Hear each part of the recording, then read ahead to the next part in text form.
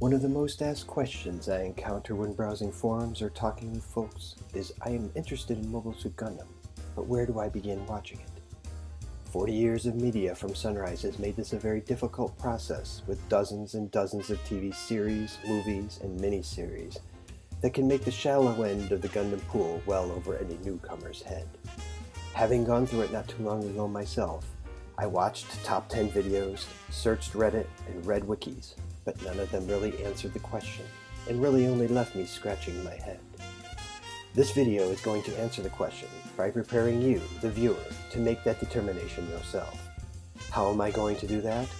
I'm going to do it by definitively saying that the very first Gundam series you should watch should be the original 1979 Mobile Suit Gundam. The reason for this is simple. It prepares you to enter the world of Mobile Suit Gundam as an informed consumer where you can decide which path to follow on your own.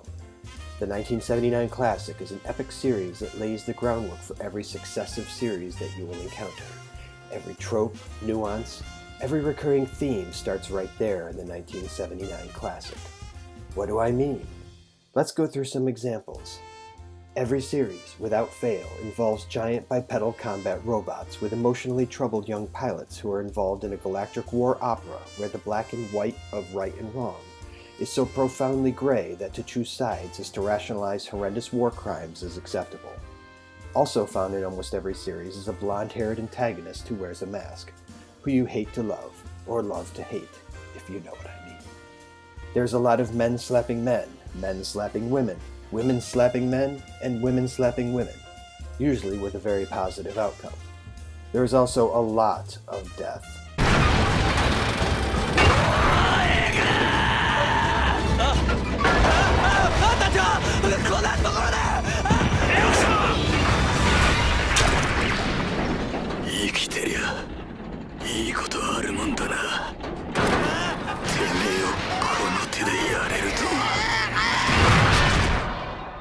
All of these features are found in each successive entry in the Gundam universe, and by watching the foundational entry in the entire franchise goes a long way in helping you to appreciate each plot twist and event a little bit more because you are on the inside when it comes to the joke. Okay, so where do you go after watching Mobile Suit Gundam 1979? That is up to you, but I would recommend watching Mobile Suit Zeta Gundam, as it is a direct sequel to Mobile Suit Gundam 1979. It introduces new characters and advances the story of the Earth Federation Xi'an War even further. After that, I would recommend Char's Counterattack. The rivalries that started in Mobile Suit Gundam 1979 come to their ultimate conclusion as Luke Skywalker and Amuro Ray and Char Aznavour finally close the book on their battles in this epic theatrical release. After that, I would highly recommend viewing The Origin, Advent of the Red Comet, which is a direct prequel to Mobile Suit Gundam 1979. The events that unfold in The Origin answered many of the questions surrounding Char Aznavour in much the same way that Star Wars prequels answered the questions about Anakin Skywalker. His childhood and experiences that formed him into the devious and talented Xionic warrior that we all know him as are laid bare. Plus it explains why he wears a mask. After you have these installments under your belt, it is time to enter a larger world as you are introduced to the various other timelines of the Gundam universe. Mobile Suit Gundam 1979 was the advent of the Universal Century, and all the series that we visited above are part of that timeline. There are a dozen other entries into the Universal Century. Some of them are really good. Unicorn, Thunderbolt, 8th Mobile Suit Team, War in the Pocket, Stardust Memory, and many more. And you can spend a lot of time in the Universal Century and be totally content. But if you stay in the Universal Century, you would miss out on so much awesome goodness you wouldn't believe it.